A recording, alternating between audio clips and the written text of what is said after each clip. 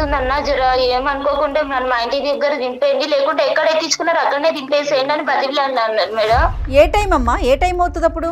Night 8, 9 అవుతుంది madam. అయిపోయిన తర్వాత చెప్పమ్మా. సైలెంట్ గా నేను చెప్పినట్టు చేసినావా బతికి ఇంటికి వెళ్తావు, లేకుంటే మాత్రం నీ పని మామూలుగా ఉండదు చూడ అని తీసుకెళ్లి నన్ను లాక్కెళ్ళి ఎలా అంటే అలా నన్ను పాడు చేసేసారు మేడం.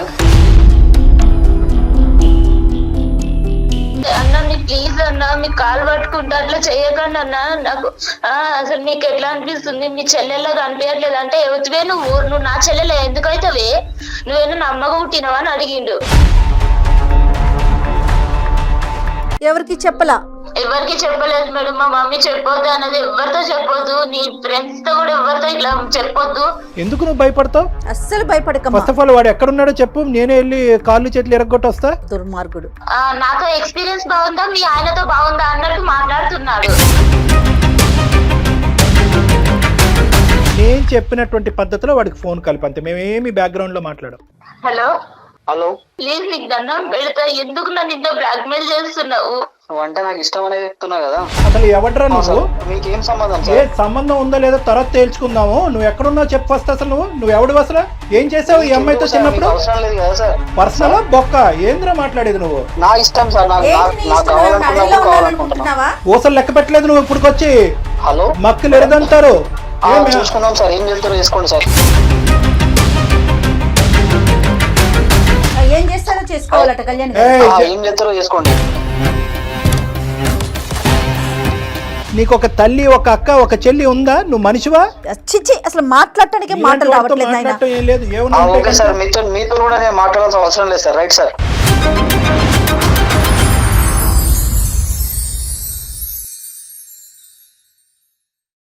అత్యాధునికమైన టెక్నాలజీతో ఫెర్టిలిటీ ట్రీట్మెంట్ అందిస్తోంది మెడిసి IVF. మెడిసి హాస్పిటల్ సమర్పించు అందమైన జీవితం కార్యక్రమానికి స్వాగతం. నమస్తే కళ్యాణి గారు. స్రవంతి మనకి మెయిల్ చేశారండి. అయితే ఇక్కడ ఇంకొక చిన్న విషయం చెప్తున్నానండి, ఎందుకంటే మనం ఆ అమ్మాయి వివరాలు గోప్యంగా ఉంచాలి కాబట్టి పేరు కూడా నేను మార్చాను కళ్యాణ్ గారు. అమ్మాయి పేరు వేరే ఉంది. సో ఎందుకు మనం తెర మీద చెప్పటం, అందరికి తెలిసేలాగా చేయటం అన్నా, ఎందుకంటే ఆడపిల్ల జీవితం కదండి. తన చిన్ననాటి కథ అది మళ్ళీ ఇప్పుడు రిపీట్ అవుతోంది. సో ఆ అమ్మాయికి అసలు ఏం చెయ్యాలి, ఎవరితో మాట్లాడాలి, ఎవరితో చెప్పుకోవాలి, చాలా వరకు ఫేస్ చేస్తున్న ఇష్యూ కళ్యాణ్ గారు. ఇది మీకు కొంత అవగాహన వచ్చి ఉండొచ్చు. ఎందుకు అసలు అమ్మాయి మాటల్లోనే వినేద్దాము.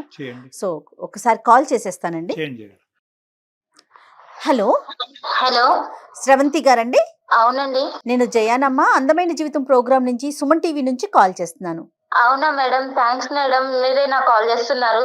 అవునమ్మా, అవునవును. బాగున్నావు తల్లి? అసలు బాలేదు మేడం, మాట వరుస చెప్పడానికి కూడా అసలు బాలేదు మేడం. అర్థమవుతోందమ్మా. అయితే నాతో పాటు డాక్టర్ కళ్యాణ్ చక్రవర్తి గారు ఉన్నారు స్టూడియోలో.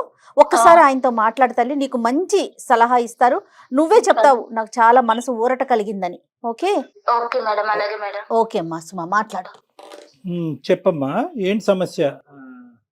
సార్ నా పేరు శ్రవంతి సార్. శ్రవంతి, నాకు ఎలాంటి ప్రాబ్లం ఉందంటే చెప్పుకుంటే తీరలేనంత ప్రాబ్లం ఉంది సార్. నిజంగా అసలు మీరు నాకు కాల్ చేస్తారు అనుకోలేదు, బట్ ఇప్పుడు మీరు కాల్ చేసి మాత్రం చాలా హెల్ప్ చేశారు సార్. చెప్పు నాన్న, సమస్య తప్పకుండా అమ్మా. నీ వయసు ఎంతమ్మా? 22 సార్. 22. చెప్పమ్మా, సమస్య ఏంటో చెప్పు. మ్యారేజ్ అయిందా? సార్ నేను 9th క్లాస్ లో ఉన్నప్పుడు మా ఫ్రెండ్ ఇంటికి ఇట్లా కంబైన్ స్టడీస్ కోసం వెళ్ళేదాన్ని సార్. వెళ్తుంటే ఒక రోజు చాలా లేట్ అయిపోయింది. చాలా లేట్ అయిపోయిందని నేను వస్తున్నాను సార్. దారిలో వస్తుంటే ఎవరో ఫాలో అవుతున్నట్టు అనిపించింది నాకు. ఎవరో ఫాలో అవుతున్నట్టు అనిపిస్తే ఇంకా కొంచెం ముందుకు రాగానే ఒక ఆటో ఉంది సార్. ఆటో ఉంటే అతన్ని అన్న కొంచెం ఇక్కడ ఎవరు ఫాలో అవుతున్నట్టు కొంచెం భయంగా ఉంది, జర ఏమనుకోకుంటే కొంచెం నన్ను మా ఇంటి దగ్గర నింపండి అన్న అంటే, అవమ్మా నువ్వు నా చెల్లెలు లాంటి దాన్ని నేను సేఫ్ గా తీసుకెళ్తానమ్మా అని నన్ను ఆటో ఎక్కించుకున్నారు సార్. ఏ టైం అమ్మా, ఏ టైం అవుతుంది అప్పుడు? నైట్ 8, 9 అవుతుంది మేడం. అయిపోయిన తర్వాత 9 అవుతుంది మేడం. తల్లి ఆటో ఎక్కించుకున్నారు. ఆటో ఎక్కించుకుని కొంచెం ముందుకెళ్ళగానే ఇట్లా టర్న్ తీసుకున్నారు. నేను చెప్పాను, అన్న మా ఇల్లు స్ట్రైట్ కే వెళ్ళాలి, ఇట్లా మీరు లెఫ్ట్ తీసుకున్నారంటే, లేదమ్మా ఇది షార్ట్ కట్, మీ ఇల్లు నాకు తెలుసు, నేను ఎప్పుడు ఇటు నుంచే వస్తుంటాను, నేను చాలా సార్లు చూసాను అన్నాడు. అన్నాక మేడం నేను కొంచెం అంటే నాకు అంత తెలియని కూడా తెలియదు మేడం, అట్లా ఆయన చెప్పింది నమ్మేశాను. సరే తీసుకెళ్తారేమో అనుకున్నాను. కొంచెం ముందుకెళ్ళగానే అన్ని చెట్లు వస్తున్నాయి, మొత్తము ముళ్ళు పొదలు అన్ని వస్తున్నాయి. అన్న నాకు మస్తు భయం వేస్తుంది అన్న, జర ఏమనుకోకుండా నన్ను మా ఇంటి దగ్గర దింపేయండి, లేకుంటే ఎక్కడ ఎక్కించుకున్నారు అక్కడనే దింపేసేయండి అని బతిలాడినాను మేడం. బతిలాడితే కూడా లేదు, నువ్వు ఇప్పుడు అరిచినావు అంటే మాత్రము నీకు మామూలుగా ఉండదు, నాది ఎట్లా ఉంటుందో చూపిస్తాను, నీకు చావు ఎట్లుంటుందో అట్లా చూపిస్తాను, సైలెంట్ గా నేను చెప్పినట్టు చేసినావా బతికి ఇంటికి వెళ్తావు, లేకుంటే మాత్రం నీ పని మామూలుగా ఉండదు చూడు అని తీసుకెళ్లి నన్ను లాక్కెళ్ళి ఎలా అంటే అలా నన్ను పాడు చేసేసారు మేడం. చాలా అంటే చాలా ఘోరంగా మేడం. అసలు నాకైతే అన్న నీ ప్లీజ్ అన్న మీకు కాలు పట్టుకుంటా అట్లా చేయకండి అన్న, నాకు అసలు నీకు ఎట్లా అనిపిస్తుంది, మీ చెల్లెల్లాగా అనిపించట్లేదు అంటే ఎవరివే నువ్వు నా చెల్లెలే ఎందుకైతేవే, నువ్వేనా నా అమ్మగా పుట్టినవా అని అడిగిండు. ఎట్లంటే అట్లా ఘోరంగా పాడు చేసిండు మేడం. చేసినాక మళ్ళీ నువ్వు ఎవరికైనా చెప్పినావంటే మాత్రం నిన్ను ఇంకా రెండో రోజు నువ్వు మీ అమ్మని చూడవు, మీ ఇంటిని చూడవు, రెండో రోజు తీసుకెళ్లి చంపేస్తాను. ఈసారి నువ్వు ఇంకోసారి ఇట్లా ఇటు నుంచి వెళ్తావు, నేను రోజు నేను పాలైతేనే ఉంటాను. నువ్వు ఎవరికైనా చెప్పినట్టు తెలిసినా లేదంటే నన్ను చూపించినట్టు తెలిసినా నువ్వు ఆ రోజు లాస్ట్ నీకు లైఫ్ ఉండదు, ఇంకా నేను ఆ రోజు చంపేస్తానని బెదిరించింది మేడం. ఇంకా ఇంటికి వెళ్ళినా నెక్స్ట్ డే నుంచి స్కూల్ కూడా వెళ్ళలేదు. ఒక 4 days 5 days అన్నం తినలేదు మేడం. మా మమ్మీ ఏమో మస్తు భయపడుతుంది, ఏమైందమ్మా ఇట్లా ఎందుకు అయిపోతున్నావు, ఎవరైనా ఏమన్నా అన్నారా, ఏమన్నా లొల్లయిందా స్కూల్లో, ఏమన్నా చెప్పమ్మా నాకు అంటే 4 days తర్వాత నేను చెప్పాను మేడం, మమ్మీ నాకు ఇట్లా చేసిన మమ్మీ, ఇట్లా నాకు మస్తు భయం అవుతుంది, నాకైతే ఏడిపోతుంది, ఏం చేయాలో అర్థం కావట్లే, నీకు చెప్దామంటే నువ్వు కొడతావేమని భయం అయింది మేడం. అంటే నేనెందుకు కొడతారా, నేను నీ తల్లిని కదా అని మా మమ్మీ మస్తు ధైర్యం చెప్పింది మేడం. వాడిని చూపించి అన్నది కానీ నాకు ఆ తర్వాత నుంచి వాడు కనిపించలేదు మేడం. తర్వాత నుంచి కనిపించలేదు. మా మమ్మీ ఆ ఇయర్ మొత్తము ఇంకా నాకు అలానే బ్రతకాలి, ఇక సరిగా తినకుండా. స్కూల్ కాటికి అమ్మే తీసుకెళ్లేదా తల్లి నిన్ను? మొత్తం మా మమ్మీ మేడం ఆ రోజు నుంచి నెక్స్ట్ డే నుంచి మా మమ్మీ జాగ్రత్తగా చిన్న పిల్లని పట్టుకుని వెళ్ళి స్కూల్ కి దగ్గర దింపి స్కూల్ నుంచి తీసుకొచ్చేది మేడం. భయం అయ్యి ఆఖరికి మా డాడీ కూడా ఇవన్నీ తెలియదు. మా తమ్ముడు ఉన్నాడు మేడం, నాకు ఒక తమ్ముడు ఉన్నాడు, తమ్ముడు కూడా తెలియదు మేడం. ఎవరికి చెప్పలా? ఎవరికి చెప్పలేదు మేడం. మా మమ్మీ చెప్పొద్దు అన్నది, ఎవరితో చెప్పొద్దు, నీ ఫ్రెండ్స్ తో కూడా ఎవరితో ఇట్లా చెప్పొద్దు, వద్దమ్మా ఇవన్నీ అని మా మమ్మీ నాకు చాలా ధైర్యం చెప్పింది మేడం. మా డాడీ కూడా ఇచ్చి పంపి ఎప్పుడైనా సరే మా మమ్మీయే తీసుకొస్తుంది మేడం. ఆ ఇయర్ అంతా అట్లా అయిపోయింది. ఇక 10th అయిపోయినాక డైరెక్ట్ నన్ను హాస్టల్ వేసేసారు మేడం. హాస్టల్ వేసాక ఇంకా డిగ్రీ వరకు కంప్లీట్ చేశాను. మా మమ్మీ నాకు ఇక డిగ్రీ అయిపోయాక పెళ్లి చేసుకుంది కానమ్మా, ఇంకా చదువు అయిపోయింది కదంటే, లేదమ్మా నాకు పెళ్ళొద్దు, ఏమొద్దు, నాకు అసలు ఇలా అయిపోయింది, వాళ్ళకి తెలిస్తే ఎవరికైనా తెలిస్తే మళ్ళీ అసలు మేడం చాలా అంటే చాలా, అసలు అది నా మైండ్ లో ఎలా నాటుకుపోయిందంటే నన్ను అంత ఘోరంగా చేశారు మేడం వాడు ఆ రోజు.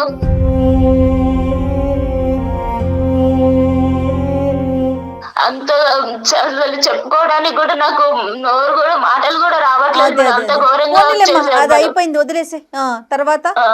అయితే ఇక పెళ్లి చేసుకుంది కానమ్మా అని మా మమ్మీ పెళ్లి సంబంధాలు చూస్తుంది. వద్దమ్మా నాకు అసలు వద్దంటే మా మమ్మీ చాలా మోటివేట్ చేసింది మేడం. వద్దమ్మా ఇట్లాంటివి మర్చిపోవాలి, ఏదో దెబ్బ తగిలింది అనుకుని మర్చిపో, ఇలాంటివన్నీ మైండ్ లో పెట్టుకుని నీ జీవితం నాశనం చేసుకోకమ్మా, నీకంటూ నేను ఉన్నాను కదా, రేపు నేను లేకపోతే ఇంకెవరు ఇలానే బ్రతకలేవు కదా అని ధైర్యం చెప్పి పెళ్లి చేసింది మేడం. వీడి ఇక్కడ మధ్యలో ఎక్కడ కూడా నీకు కలవలేదు కదమ్మా? కలవటం గానీ ఫోన్లు చేయటం గానీ ఏమీ చేయలేదు? ఆ తర్వాత అసలు ఒకసారి ఇట్లా అయిపోయినాక ఇంకెప్పుడు వాడి మొహం కూడా నేను చూడలేదు, నాకు ఎప్పుడు కలవలేదు సార్. ఓకే సరేనమ్మా. పెళ్లి అయిందమ్మా, పెళ్లి అయిన తర్వాత ఏమైంది? పెళ్లి అయిపోయినాక మా హస్బెండ్ మాకు చాలా మంచివాడు సార్. అంటే ఇవన్నీ ఏం తెలియదు, మా మమ్మీ చెప్పొద్దు అన్నది నేను చెప్పలేదు సార్. తర్వాత కొంచెం మంచిగా చూసుకుంటున్నాను. ఒక 7 months వరకు మా ఆయన దగ్గరికి వెళ్ళాలంటేనే నాకు చాలా భయం అయింది సార్. మా అమ్మకి చెప్తే మా అమ్మ అన్నది కొంచెం చిన్న పిల్ల కదయ్యా, ఏం అనుకోకు, కొంచెం అడ్జస్ట్ అవ్వు, రాను తెలుసుకుంటది అని మా మమ్మీ సర్ది చెప్పేది మా ఆయనకు కూడా. అలా అయ్యాక కొంచెం మా ఆయన చూపించే ప్రేమ, మా ఆయన ఇట్లా మంచిగా చూసుకోవడం చూసి ఇక మా ఆయనకి దగ్గరయ్యాను సార్. ఇక మాకు ఒక పాప కూడా పుట్టింది సార్. 1 year పాప ఉంది ఇప్పుడు నాకు. పాప కూడా పుట్టింది సార్. ఇక తర్వాత ఒక రోజు మా ఆయన ఒక ఫంక్షన్ ఉంది, ఇట్లా ఉందమ్మా నేను వెళ్ళేసి వస్తా, మా ఫ్రెండ్స్ అందరినీ ఇట్లా కలిసేసి రావాలి, రీయూనియన్ జరుగుతుందని వెళ్తున్నాను, మా ఫ్రెండ్స్ చిన్నప్పుడు ఫ్రెండ్స్ అందరు కలుస్తున్నారు, నేను వెళ్ళేసి వస్తాను అని ఒక రోజు వెళ్ళారు మేడం. వెళ్ళాక ఇంకొక రోజు నైట్ వాళ్ళ ఫ్రెండ్ తీసుకుని వచ్చారు. ఆయనని చూడగానే సార్ నాకు అక్కడనే గుండె ఆగిపోయింది. అసలు నాకు చేతుల్లో చెమటలు పట్టేస్తున్నాయి, అసలు ఒళ్ళంతా వణికిపోతుంది. ఎందుకలా? నాకు 9 years బ్యాక్, నాకు 9th class లో ఉన్నప్పుడు నన్ను ఎవరైతే ఆటోలో తీసుకెళ్లి నన్ను పాడు చేశాడో వాడే మా హస్బెండ్ తో వచ్చాడు సార్, మా హస్బెండ్ ఫ్రెండ్ అని. ఇక వాడు నన్ను చూడగానే ఎందుకో సార్ ఎట్లా కన్నింగ్, ఎంత ఏదో సాడిష్ నవ్వినట్టు నవ్వుతున్నాడు. మళ్ళీ మా ఆయన దగ్గరకు వచ్చి, మీ భార్యనా, నాకు చెల్లెలవుతుంది కదా, నువ్వు చెప్పనే లేదు, ఇప్పటిదాకా చూపించనే లేదు అని చాలా సొంత మనిషిలాగా మాట్లాడుతున్నాడు. నన్ను చూస్తూనేమో ఇంత కన్నింగ్ గా చూస్తున్నాడు. నీకు అర్థమైంది? అర్థమైపోయింది. నాకు అప్పటికే భయం అవుతుంది, కాళ్ళు చేతులు అంతా వణికిపోతున్నాయి. మా ఆయన అడిగాడు, ఏంటి శ్రవంతి ఇట్లా జ్వరం వచ్చిందా ఏంటి, అట్లా అయిపోయావు, ఇందాకలాగా బానే ఉన్నావు కదా, ఇప్పుడు ఏమైంది అంటే, చెల్లెలకి ఏమన్నా నీరసంగా ఉందేమోరా, తిన్నదో లేదో అడుగు ఒకసారి, నువ్వు లేవ్వని, నువ్వు ఇటు వచ్చావు కదా, నువ్వు లేవ్వని తినలేదేమో అని ఎంత చాలా నైస్ గా మాట్లాడుతున్నారు మా ఆయనతో. ప్రేమ కురిపించాడు. ఆ తర్వాత నుంచి మేడం నెక్స్ట్ డే నుంచి రోజు రావడం స్టార్ట్ చేశాడు ఇంటికి. రోజు రావడం స్టార్ట్ చేశాడు. ఇక మా ఆయనకేమో ఇట్లా లెటర్స్ రాస్తున్నాడు, ఆకాశరామన్న లెటర్స్ లాగా రాస్తున్నాడు. నీ భార్య గురించి నీకు తెలుసా, నువ్వు ముందే కనుక్కున్నావా, నీ భార్య ఎవరితో ఎఫ్ఐఆర్ ఏం లేదా, నీ భార్యకి ఏమన్నా ఇంతకు ముందు ఏమన్నా ఉందా, అన్ని కనుక్కుని చేసుకున్నావా అన్నట్టు ఇట్లా లెటర్స్ రాయడం స్టార్ట్ చేశాడు మేడం. మెసేజ్లు కానీ లెటర్స్ కానీ రాయటం మొదలు పెట్టాడు. కానీ మీ హస్బెండ్ వచ్చి నిన్ను ప్రశ్నించాడమ్మా, ఏంటి ఇదంతాని అడిగాడా?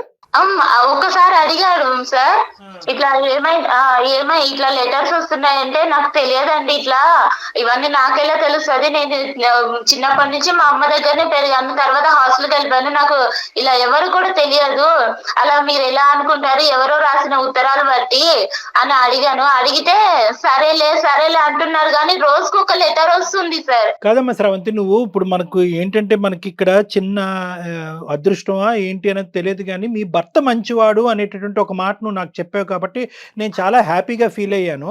నీ భర్తకి నువ్వేంటో తెలుసు, నీకు నువ్వు భర్త ఏంటో తెలిసినప్పుడు ఇప్పటికైనా కూడా గుట్టిప్పి ఇది జరుగుతుందని చెప్పుంటే సరిపోద్ది కదా, ఎందుకు భయపడ్డావు? సార్ ఇప్పుడు నేను ఇప్పుడు చెప్తే ఎలా సార్, పెళ్ళి అవ్వక ముందో పెళ్లి తర్వాత ఫస్ట్ చెప్పుంటే ఆయన నన్ను అర్థం చేసుకునేవారేమో. ఇప్పుడు వీడు కళ్ళ ముందుకు వచ్చాక ఇప్పుడు చెప్తే మోసం చేస్తాను అన్నదా సార్? అమ్మ ఇక్కడ ఏంటంటే వాడికి ఇప్పుడు ఎవడైతే ఈడు ఉన్నాడో ఈ దొంగనా డాష్ గాడు, వీడు బాగా స్టడీ చేశాడు చిన్నప్పటి నుంచి, మీ హస్బెండ్ని స్టడీ చేశాడు, ఎందుకంటే చిన్ననాటి స్నేహితుడు, ఇతను చాలా మంచోడు, ఇతను నోట్లో నాలుగు లేదు అనేది అక్కడ స్టడీ చేశాడు. ఇక్కడ ఏమొచ్చి నువ్వు బాధితురాలు పొజిషన్లో ఉన్నావు కాబట్టి అప్పుడు గుట్టు ఇప్పిందని ఇప్పుడు ఎందుకు గుట్టు ఇప్పుతావు అనేటటువంటి ఉద్దేశం ఎంతో ఏంటంటే రెండు వైపుల నుంచి వాడికి అడ్వాంటేజ్ అయిపోయింది.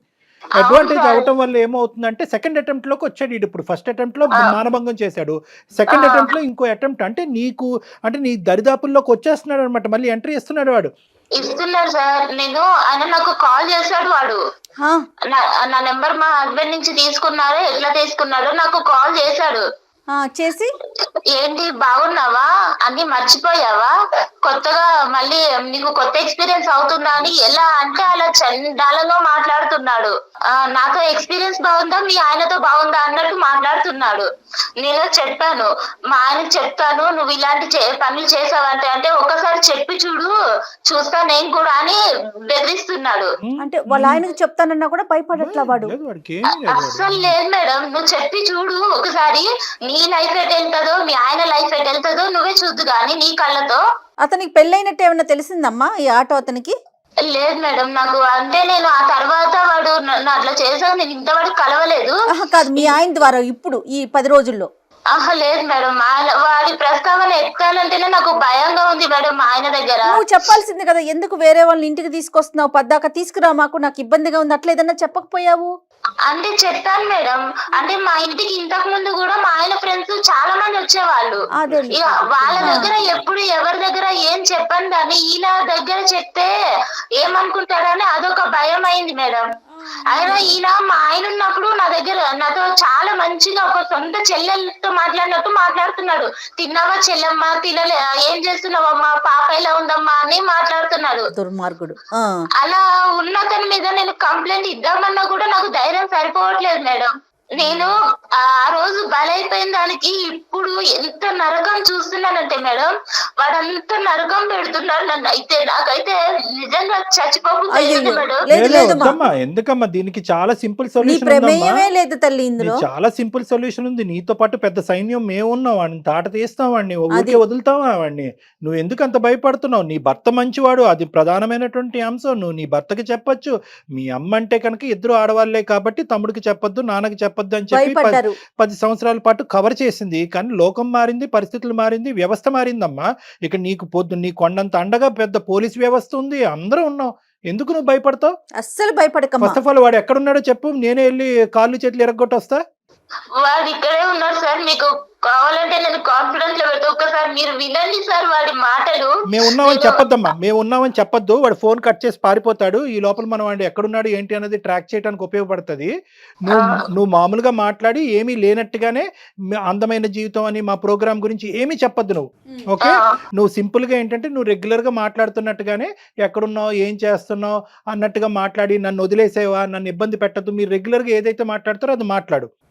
సరేనా? ఆ తర్వాత వాడు గొంతుకు లెగుస్తా చూడు, అప్పుడు నేను జయ గారు అందుకుంటాం. నువ్వు ఇంట్రడ్యూస్ చేయొద్దు, మమ్మల్ని ఇంట్రడ్యూస్ చేయొద్దు.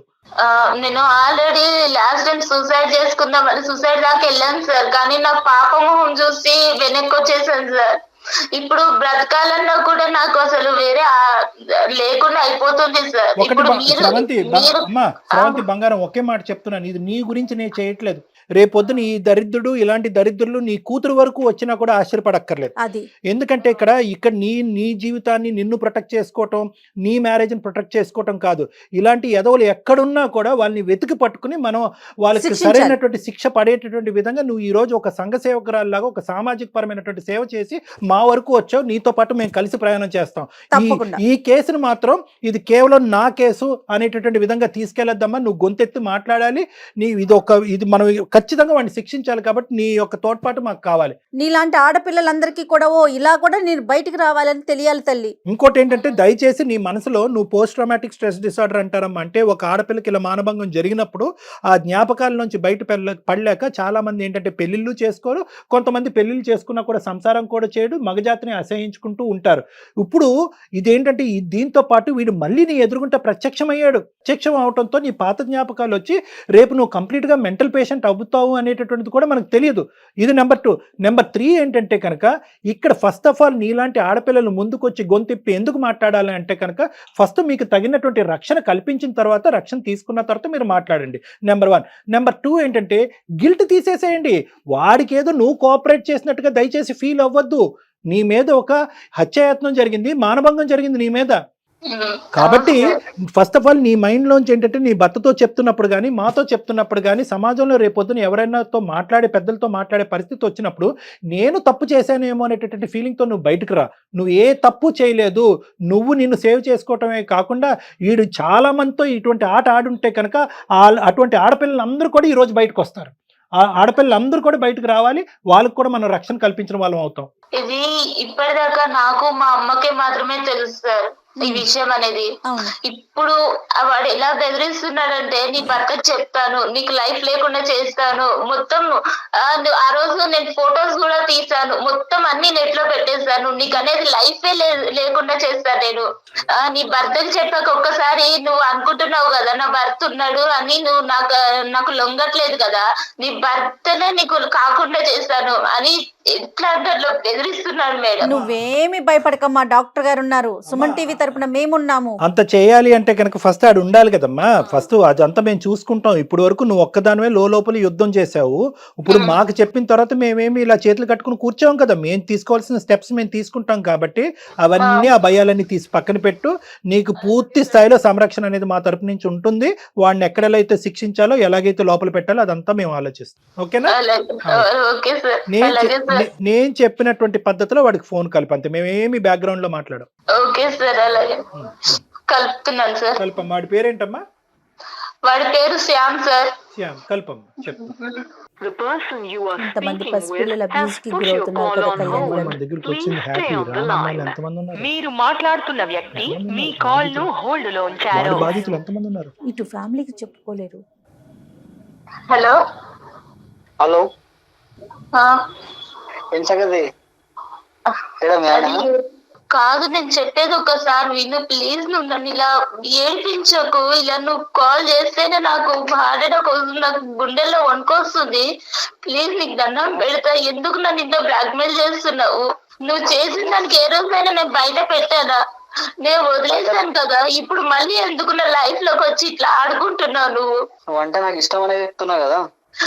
నువ్వు ఏమని ఇష్టం అంటున్నావు? ఒకసారి పాడు చేసేసి నన్ను నా లైఫ్ అంతా పాడు చేసేసావు. నాకంటూ వెనక్కి తిరిగి చూసుకుంటే నువ్వు చేసిన అగాయించిన తప్ప నాకంటూ ఒకటి సంతోషం అనేది లేకుండా చేసావు. మళ్ళీ ఇప్పుడు నా భర్తతో నేను కొద్ది గొప్ప మర్చిపోయిన భర్తతో సంతోషంగా ఉంటే ఇప్పుడు మళ్ళీ నువ్వు నా లైఫ్ లోకి వచ్చి నా లైఫ్ నాశనం చేయాలని చూస్తున్నావు. ఏం అధికారం ఉందని చెప్పు నా లైఫ్ ని ఇట్లా ఆడుకుంటున్నావు? నా మీద ఇష్టం ఉంటేనే కదా నువ్వు ఇన్ని రోజుల పంట చెప్పకుండా ఉండేది. నేను ఇష్టంతో కాదు, నా తల్లి చెప్పిన మాట కోసం. మా అమ్మ వద్దమ్మా ఆడపిల్ల జీవితం బయటికి వెళ్తే అల్లరవుతుందని మా అమ్మ నాకు చెప్పిన మాట కోసం నేను చెప్పలేదు. నాకు అవన్నీ సంబంధం లేదు. ఒప్పుకుంటున్నావా లేదా? నీ బండారం మొత్తం బయట పెడతా. మీ ఆయనకు మొత్తం చెప్పేస్తా. నేను నీకు దండం పెడతా. ఇలాంటివన్నీ చెయ్యకు ప్లీజ్. నన్ను వదిలేసాయి. అవన్నీ నాకు సంబంధం లేదు. నేను నిన్ను కోరుకుంటున్నా. ఒక్కసారి నువ్వు కావాలని కోరుకుంటున్నా. నువ్వు వస్తావా లేదా? నేను రమ్మంటావా నన్ను? నేను రాలేదు. నీకు దండం పెడతా ప్లీజ్. ఇంత రిక్వెస్ట్ చేస్తున్నాను కదా. చిన్నప్పుడే నువ్వు నచ్చినావు. ఇప్పుడు నువ్వు ఇంకా చాలా అందంగా ఉన్నావు. ఇప్పుడు నువ్వు కావాలని కోరుకుంటున్నా. లేదు అంటే నీవన్నీ నా దగ్గర ఉన్నాయి. అన్ని బండారం మొత్తం బయట పెట్టేస్తా నేను. మీ ఇంట్లో ఆడవాళ్ళు ఉండరా? నీకు అమ్మ అక్క చెల్లి ఎవరు లేరా? అవన్నీ నీకు సంబంధం లేదు. నువ్వు ఒప్పుకుంటున్నావా లేదా? నీ అన్ని బయట పెట్టమంటావా? ఏం బయట పెడతావు? చచ్చిపోమంటావా చెప్పు. ఎందుకు ఇంత ఏడిపిస్తున్నావు? నేనేమన్నా అన్యాయం చేస్తానా నీకు? అసలు నేనంటే ఇష్టం ఉంటేనే కదా నువ్వు ఇన్ని రోజుల పాటు సైలెంట్ ఉన్నది. నేను అంటే ఇష్టం ఉండి కాదు సైలెంట్ గా ఉన్నది. నా భర్త మీద గౌరవంగా నేను సైలెంట్ గా ఉన్నాను. ఇప్పుడు నేను కావాలనుకుంటున్నా. నేను ఏం కావాలనుకుంటున్నా? నేనేం వస్తువులు అనుకుంటున్నావా నువ్వు కావాలనుకోవడానికి? నేను ఇంకొక భార్యని నీకు తెలుసా? కనిపిస్తుందా? ఇంటికి వచ్చినప్పుడల్లా చెల్లెమ్మ అని పిలిచి నా భర్త ముందు నీకు అలా ఎలా మాట్లాడాలనిపిస్తుంది? నేను ఇలానే ఉంటా. నాకు కావాలనుకుంటున్నా. నువ్వు ఇప్పుడు అందంగా ఉన్నావు కాబట్టి నువ్వు కావాలనుకుంటున్నా. అప్పుడు నీ చెల్లి అందంగా ఉంటే ఎవరి దగ్గరికైనా పంపిస్తావా? నాది ఇంతే. నేను ఇంతే. నా వరుసనే ఇంత. నీకు ఇష్టం వచ్చినట్టుంటే సరిపోతుందా? వేరే వాళ్ళ ఇష్టాలు అర్థం చేసుకోవా? వేరే వాళ్ళ బ్రతుకులు నాశనం అయిపోతే అని ఆలోచించుకోవా? ఒప్పుకుంటున్నావా లేదా? ఒకటి చెప్పు ప్లీజ్. నీకు దండం పెడతా. నన్ను వదిలేస్తే ఏం ఒప్పుకోవాలి? నాకు భర్త ఉన్నాడు, పాప ఉంది. వచ్చేసి నీ ఇష్టం, నీ లైఫ్ నీ ఇష్టం. ఏం ఇష్టము? నా బ్రతుకే నాశనం చేసేసరికి ఇంకా ఏమి ఇష్టం ఉంటుంది? ఇంకా నాశనం అయిపోతుంది. ఇంకా గలీజ్ అయిపోతుంది. మరి ఇవన్నీ మీ ఆయన ఇంకా ఘోరం అయిపోతుంది. మరి హలో బాబు. హలో బాబు. హలో ఎవరు సార్? నేనా? నువ్వెవరు చెప్పు. నీ పేరేంటి? సార్ నా పేరు శ్యామ్ సార్. రైట్. ఓకే, నా పేరు డాక్టర్ కళ్యాణ్ చక్రవర్తి. నేను సుమన్ టీవీ అందమైన జీవితం నుంచి మాట్లాడుతున్నాను. మీకేం సంబంధం సార్? అమ్మాయి అదే సంబంధం ఏంటి అన్నది నేను చెప్తాను. ఇప్పుడు వరకు ఆ అమ్మాయి గొంతిప్పలేదు. ఇప్పుడు గొంతిప్పి మాట్లాడింది. ఆ అమ్మాయి తరపున మేము ఉన్నాము. అసలు ఎవడ్రా నువ్వు? ఎవడు నువ్వు? అసలు మీకేం సంబంధం? ఏ సంబంధం ఉందో లేదో తర్వాత తేల్చుకుందాము. నువ్వు ఎక్కడున్నావు చెప్పు ఫస్ట్. అసలు నువ్వు ఎవడు? అసలు ఏం చేసావు ఈ అమ్మాయితో చిన్నప్పుడు?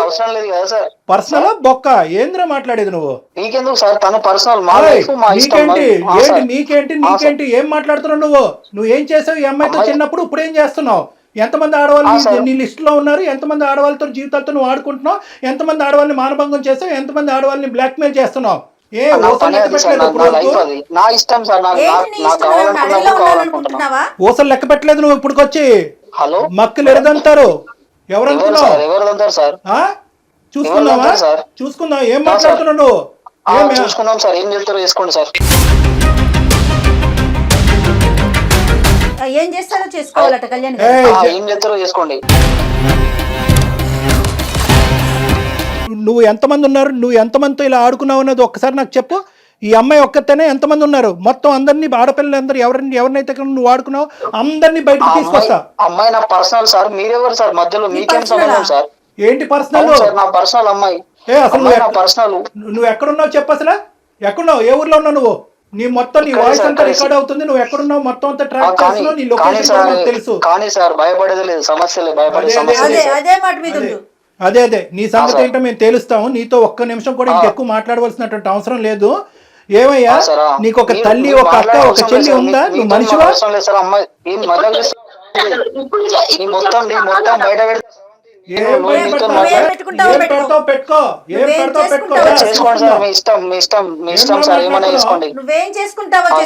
బయట పెడతావా? ఏం బయట పెడతారా? కాళ్ళు చేతులు ఉండాలి కదా నీకు, మెడ మీద తలకే ఉండాలి కదా నువ్వు బయట పెట్టాలంటే. చూసుకుందాం. చేసుకోండి సార్, మీ ఇష్టం. ఇష్టం ఉన్నాడు చేసుకోండి, ఏం చేసుకుంటారు చేసుకోండి. అది ఇప్పుడు దారిలోకి వచ్చి నీ పని చెప్తా ఉండు. అసలు నువ్వు ఫోన్ చేసుకోండి సార్, నీతో అసలు ఒక్క నిమిషం కూడా మాట్లాడటానికి లేదు. లొకేషన్ కూడా ట్రాక్ చేసాము. నీకు ఇప్పుడే పోలీసులు వస్తారు. నీకు నువ్వు ఎలా బతికి బయట పడతావో చూద్దాం. కాదు శ్యామ్, అసలు నువ్వు మనిషివేనా? ఉన్న బంధాలు, విలువలు అన్ని ఇంత దిగదా? చిచి, అసలు మాట్లాడటానికి మాట్లాడటం ఏం లేదు. ఓకే సార్, మీతో కూడా నేను మాట్లాడాల్సిన అవసరం లేదు సార్. Right sir. వాడేం మనిషి కళ్యాణ్ గారు? అసలు భయం కూడా లేదా మనిషికి? మేడం ఇప్పుడు వాడు ఏంటంటే ఈ అమ్మాయితో ఒక్కటే. శ్రవంతి నువ్వు లైన్ లో ఉన్నావమ్మా? లైన్ లోనే ఉన్నాను సార్. పెట్టేశాడు కదా అతను? పెట్టేశారు మేడం.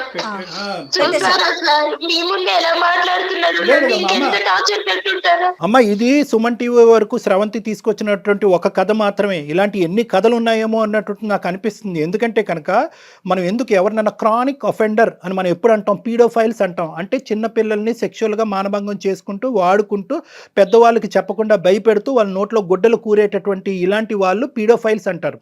ఎందుకు వీడి గురించి ఇంత ప్రత్యేకంగా మనం ఈ రోజు మాట్లాడుకోవాలి? నాకు ఎందుకు అంత స్థాయి కోపం వచ్చిందంటే ఈ టోన్లో నేను ఎప్పుడూ మాట్లాడలేదు.